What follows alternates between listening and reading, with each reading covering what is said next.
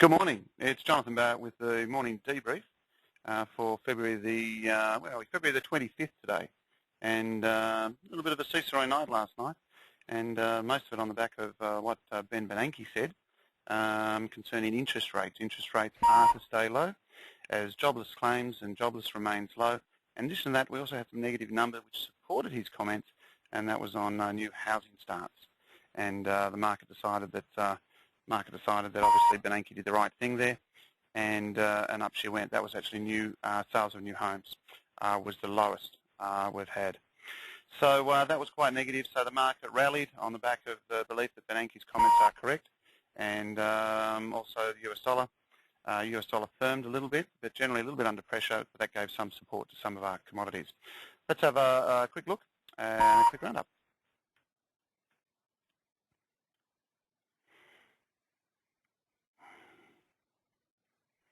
Okay, let's have a look now. Just a quick recap. As we mentioned here, most important thing here, US stocks rise. Treasuries lose gains as Bernanke vows to keep rates low. That is very supportive, and he still believes there are still a few curveballs out there in the economy, but the market certainly like that. The Dow closed up 91 points, or just under 1%, 0.89%, 10,374.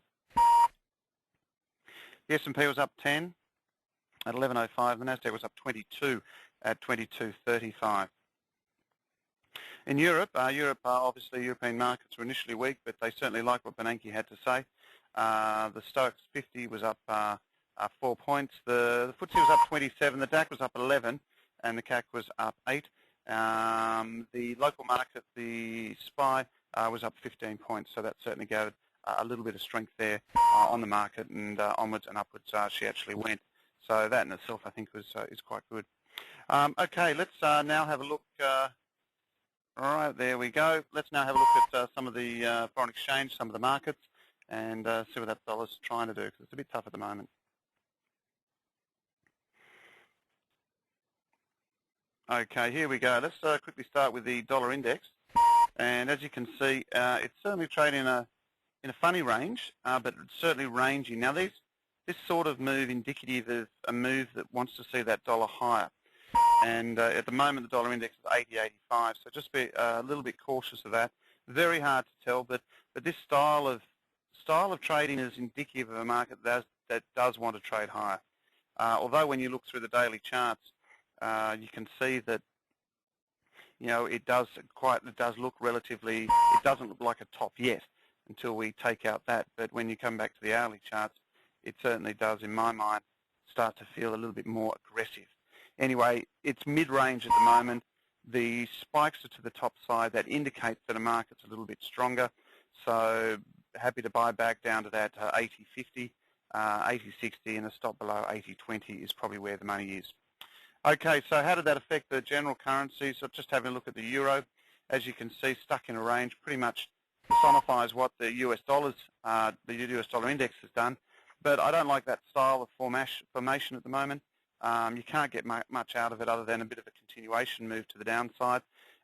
So euro weaker, dollar strength is probably what it's saying. If we have a look at the Aussie as well, same thing here you can see. And if anything, the Aussie actually looks better bid than offered. And that's still within this big range here. So I would like to think that back to 89 is something to look at. The good thing here is that has confirmed a range. And that's what I like about it. So that's pretty good. Having a look at the local market just quickly, and then we'll move on to some of the commodities. The local market here, 46.62, closed up 22 points. And as you can see, this could just grind higher.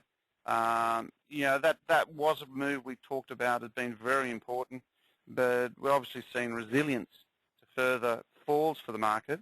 And that's why we're seeing it up. So I think you might find that this market might just slowly edge higher.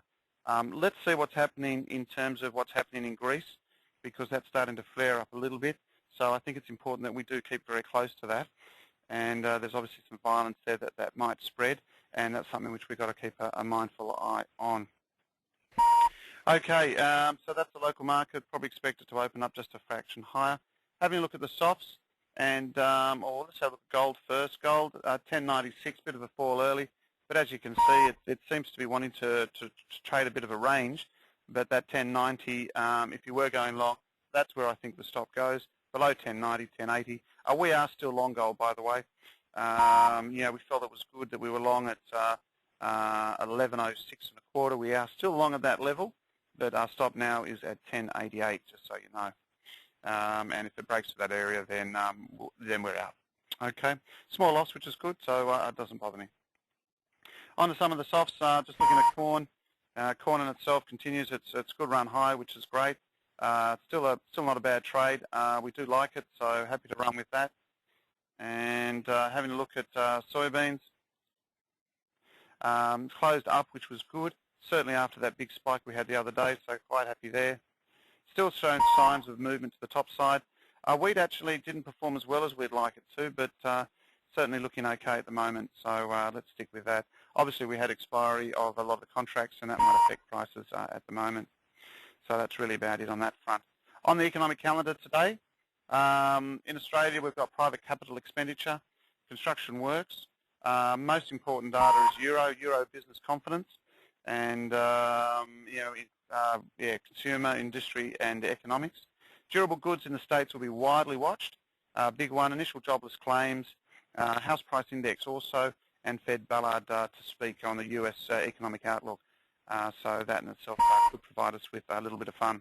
So I guess in a nutshell, markets might start to trend, the equity markets might start to trend higher, but remember they are still in a range.